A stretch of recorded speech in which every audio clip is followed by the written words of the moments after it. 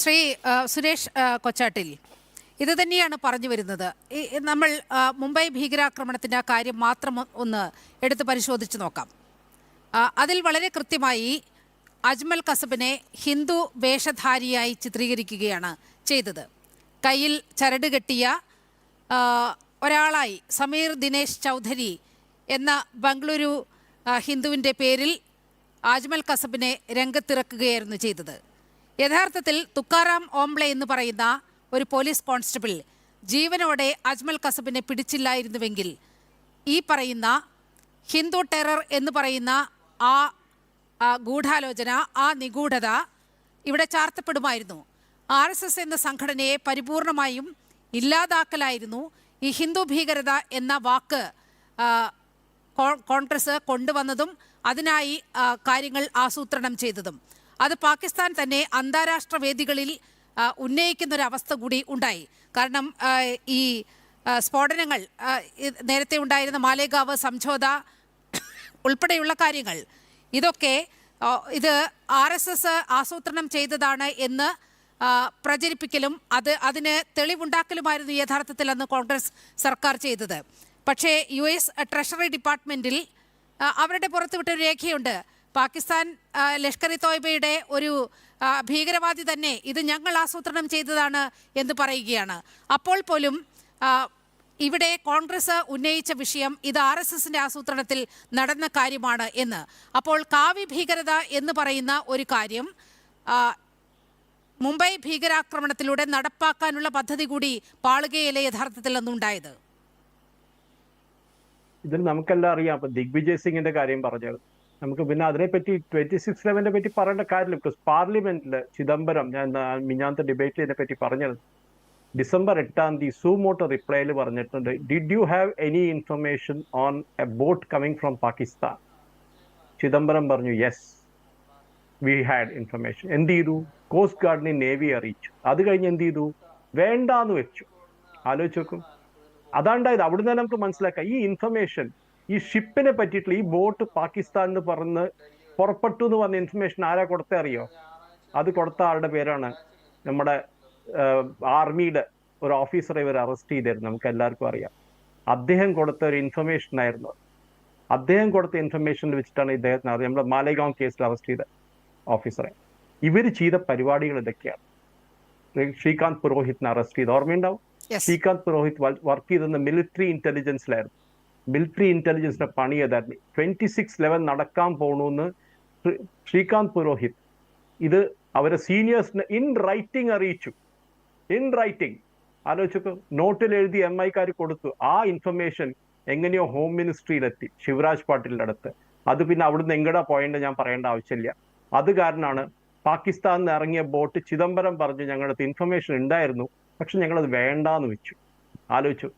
അങ്ങനെ കുറെ കാര്യങ്ങൾ. ഇപ്പൊ ദിഗ്വിജയ് സിംഗ് ഈ പുസ്തകം റിലീസ് ചെയ്ത കാര്യം പറഞ്ഞില്ല, RSS की साजिश. നമുക്കറിയാം ഒരു പുസ്തകം റിലീസ് ചെയ്യണമെങ്കിൽ ഒരു 6 മാസം സമയങ്ങൾ എടുക്കും. ഓക്കെ. ദിഗ്വിജയ് സിംഗ് ഈ ഈ അറ്റാക്ക് കഴിഞ്ഞ് 26/11 കഴിഞ്ഞ് വേഗം തട്ടിപ്പൊടിച്ച് വേഗം വന്ന ഒരു RSS की साजिश എന്നൊരു ബുക്കൊക്കെ റിലീസ് ചെയ്തു. സാർ അതിനെ പറ്റിയിട്ട് ഒരു ഫോട്ടോ കാണിച്ചു. അത് ഒരു സ്ഥലത്തല്ല, 2 സ്ഥലത്ത് റിലീസ് ചെയ്തു, ഡൽഹിയിലും ബോംബെയിലും. പിന്നെയാണ് മനസ്സിലായത് ഈ കസബ് എന്ന ആള് പാകിസ്ഥാനിക്കാരനാണ്. അയാളുടെ അമ്മ ടെലിവിഷനിൽ വന്നിന്ന് കരഞ്ഞുകൊണ്ട് പറഞ്ഞു എന്റെ മോനെ വെറുതെ വിടണം, എന്റെ മോൻ അറിഞ്ഞില്ല, അറിയാണ്ട് ചെയ്താണെന്നൊക്കെ പറഞ്ഞു. അപ്പോഴാണ് മനസ്സിലായത്. അപ്പോഴേക്കും ദിഗ്വിജയ് സിംഗിന് ഒന്നും പറയാൻ പറ്റിയില്ല, ബിക്കോസ് റിലീസ് ചെയ്ത് കഴിഞ്ഞു പുസ്തകം. നമ്മളിത് അറിയേണ്ടത് മാലേഗാവ് ബ്ലാസ്റ്റിൽ കേണൽ ശ്രീകാന്ത് പുരോഹിത്തിനെ അറസ്റ്റ് ചെയ്യാൻ കാരണം ഇതാണ്. ഈ അദ്ദേഹം കൊടുത്ത ഇൻഫർമേഷനിലാണ് ഈ ബോട്ടിന് ട്രാക്കിംഗ് തുടങ്ങിയത്.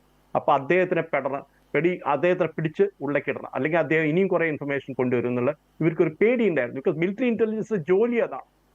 ഇതാണ് നമ്മൾ അറിയേണ്ടത്. ഈ ഞാൻ പറഞ്ഞാലും വേറെ കുറെ ഉണ്ട്. ഇപ്പൊ BN സിംഗിന്റെ അസാസിനേഷൻ ഉണ്ടായിരുന്നു. കോൺഗ്രസ് പ്രതിനിധി ആരും ഇല്ല അവിടെ ഷോയിൽ. അത് കാരണം BN സിംഗ് അന്ന് പഞ്ചാബിലെ മുഖ്യമന്ത്രി ഉണ്ടായിരുന്നു. അദ്ദേഹത്തെ ഒരു എന്താ പറയുക അസാസിനേഷൻ അറ്റംപ്റ്റിൽ അദ്ദേഹത്തെ കൊന്നു. ഇത് ഹോം മിനിസ്ട്രിയുടെ അടുത്ത് പോയിരുന്നു. ഇത് മണി സാറിന്റെ പുസ്തകത്തിലുണ്ട്. അത് കഴിഞ്ഞിട്ട് അദ്ദേഹം കുറെ ടെലിവിഷൻ ANA കൊടുത്ത ഇന്റർവ്യൂവിൽ പറഞ്ഞിട്ടുണ്ട്. അദ്ദേഹം ആണ് ഇതിന്റെ ഒറ്റ വിറ്റ്നസ്. ചണ്ഡീഗഡ് കോടതി വിളിച്ചത് ഈ മണി സാറിനെയാണ് വിളിച്ചത്. അപ്പൊ സാറ് നമ്മുടെ ഹാഷിം അലി സാർ അറിയണം, മണി എന്ന് പറഞ്ഞാൽ ചെറിയ ആളല്ല. പഞ്ചാബ് കോടതി, ദാറ്റ് ഈസ് ചണ്ഡീഗഡ് കോടതി വിളിച്ചത് അസാസിനേഷൻ നടന്നു. ഇതിന്റെ പ്രൂഫ് മണി സാറിന്റെ അടുത്തായിരുന്നു. അവർക്കൊരു ബ്രാഞ്ച് ഉണ്ട്, T ബ്രാഞ്ച് എന്നുണ്ട്. വല്ലാത്ത ഹൈലി സീക്രട്ടീവ് ബ്രാഞ്ചാണ്. അതിന്ന് വിളിച്ച ആളാണ് ഇവര്. അങ്ങനെ വിളിച്ചു കൊണ്ടുവന്ന് ആ പ്രൂഫ് കൊടുത്തപ്പോഴാണ് മനസ്സിലായത് അവിടുത്തെ കോൺഗ്രസിന്റെ ഡെപ്യൂട്ടി ചീഫ് മിനിസ്റ്റർ, ഞാൻ അവരെ പേരെടുക്കണ വേണമെങ്കിൽ സാറിന് കണ്ടുപിടിക്കാൻ, അവര് കാശ് കൊടുത്ത് കൊന്നതാണ് ബിയൻ സിംഗിനെ എന്നാണ്. ഇത് ഞാനും സാറല്ല പറഞ്ഞു, ഇത് കോൺഗ്രസ് നടത്തിയ ഇൻവെസ്റ്റിഗേഷനിൽ വന്നതാണ്. ബിയൻ സിംഗിനെ കൊന്നതാർക്കാണ്? അത് ഖാലിസ്ഥാനിലെ ഒരു ഓർഗനൈസേഷനാണ്. ഓക്കെ, അത് അവർക്ക് കാശ് കൊടുത്ത് അവരെ കൊണ്ട് ചെയ്യിപ്പിച്ചതാണ്. പക്ഷെ പുറത്തറിഞ്ഞ എന്താ, ഖാലിസ്ഥാനിക്കാർ ബിയൻ സിംഗിനെ കൊന്നു അല്ല. ബിയൻ സിംഗിനെ കൊന്നത് കോൺഗ്രസ്സുകാർ തന്നെയായിരുന്നു. അവിടുത്തെ ഉപമുഖ്യമന്ത്രിയാണ് കൊന്നത്. അവർ കാശ് കൊടുത്ത് സുപാരി ചെയ്താണെന്ന് മിനിസ്ട്രി ഓഫ് ഹോം അഫയേഴ്സ് കോൺഗ്രസിന്റെ സമയത്ത് കോടതിയിൽ പ്രൂഫായിട്ട് കൊടുത്തു. ഇനി പറയും സാർ എന്താ വേണ്ടതെന്ന് പറയും. ഇനി വേണോ? ഞാൻ ഈ കുറെ പറഞ്ഞുതരാം ഇങ്ങനത്തെ കാര്യം. അല്ല, അത് മാത്രമല്ല RVS മണി വേട്ടയാടപ്പെട്ടതിന് പിന്നിലും ഒരു കാര്യമുണ്ട്. ദിഗ്വിജയ് സിംഗ് രാജ്യത്ത് നടന്ന ഈ ഹിന്ദു ഭീകരതയുടെ കണക്കുകൾ ചോദിക്കുകയാണ്. അത്തരത്തിൽ ഒന്ന് ഇല്ല എന്ന് RVS മണി പറയുന്നിടത്താണ് അദ്ദേഹം അതിക്രൂരമായ പീഡനത്തിന് പിന്നീട് ഇരയാകുന്നത്. കറക്റ്റ്. അദ്ദേഹത്തിന് അറസ്റ്റ് ചെയ്ത് സിഗരറ്റ് കത്തിച്ച് കൈമ വെച്ച് പ്രസ് ചെയ്ത ആൾക്കാരാണ് ഇവര്. ഓക്കെ, അദ്ദേഹത്തിന് വെള്ളം കൊടുക്കാണ്ട് 6 മണിക്കൂർ കണ്ടിന്യൂസ് ഇന്ററഗേറ്റ് ചെയ്ത ആൾക്കാരാണ് ഇവരൊക്കെ. ഇതൊക്കെ റെക്കോർഡിലുണ്ട്. പിന്നെ ഹോം മിനിസ്ട്രിയിൽ വന്ന റെക്കോർഡിൽ ഇതൊക്കെ ഉണ്ട്. അദ്ദേഹത്തെ കിഡ്നാപ്പ് ചെയ്യാൻ നോക്കി. സാറിന് അറിയോ അത്? Official record. ആരായിരുന്നു അറിയോ അന്ന് ഇത് ഇൻവെസ്റ്റിഗേറ്റ് ചെയ്തിരുന്നത്? രമൺ ശ്രീവാസ്തവ്. നമ്മളിപ്പോ കേരളത്തിൽ DG ആയിരുന്നു അങ്ങനത്തെ. അദ്ദേഹം അന്ന് ഡൽഹിയിലായിരുന്നു. അങ്ങനെയാണ് ഈ കിഡ്നാപ്പിംഗ് നടന്നത്. അങ്ങനെ ഒരു 11 തൊട്ട് 12 ഇൻസിഡന്റ് സാറേ ഞാൻ പറഞ്ഞുതരാം. ആഷിഫ് അലി സാറെ കേൾക്കണം. ഞാനിപ്പോ പറയണം, ഇപ്പൊ നാളെ മോദിജിയുടെ നേരെ ഒരു അലിഗേഷൻ നടത്തി കഴിഞ്ഞാൽ നമ്മളത് അതൊന്നും ഇല്ലാന്നല്ല പറയും. നമ്മൾ അതിന് ഇൻവെസ്റ്റിഗേറ്റ് ചെയ്യണം എന്ന് പറയണം. അതാ വേണ്ടത്. ബോഫോഴ്സ് തൊട്ട് നമുക്ക് അറിയാം എന്തൊക്കെയാണ് നടന്നതെന്ന് നിൽക്കുമ്പോൾ. നമ്മളൊരു അലിഗേഷൻ വരുമ്പോൾ മുസ്ലിം ലീഗിൽ ഞാൻ റെപ്രസെന്റേറ്റീവ് ആണ്, ഞാൻ പറയും ശരി നമുക്കത് ഇൻവെസ്റ്റിഗേറ്റ് ചെയ്യാം. അങ്ങനെയൊന്നും നടന്നിട്ടേ ഇല്ല എന്നാണ് പറ്റില്ല. ഇതേ ചിദംബരമാണ്. നമുക്ക് എല്ലാവർക്കും അറിയാം, ഈ നോട്ട് അടിക്കുന്ന മെഷീൻ നാശിക്കുന്ന കൊണ്ട് പാകിസ്ഥാന് വിറ്റ ആൾ ചിദംബരമാണെന്ന് ഒഫീഷ്യലി ഫൈനാൻസ് റെക്കോർഡിലുണ്ട്, മിനിസ്ട്രി ഓഫ് ഫൈനാൻസിൽ. അങ്ങനെയാണ് അവർ ഫേക്ക് നോട്ട് അടിച്ചത്. കെസാനി എന്നുള്ള ആ പാർട്ടി അറിയോടെ, അയാള് ഡിമോണ്ടേഷൻ നടന്നു കഴിഞ്ഞപ്പോൾ 3-ാമത്തെ ദിവസം ചാടി മോളുന്ന് സൂയിസൈഡ് ചെയ്തു പാകിസ്ഥാനിൽ. ബിക്കോസ് $2 മില്യൺ നോട്ടുകളോ ഇന്ത്യൻ കറൻസിയാണോ അടിച്ചു വെച്ചിരുന്നത്, ഇന്ത്യൻ റുപ്പീസിൽ. ആലോചിച്ച് നോക്കും.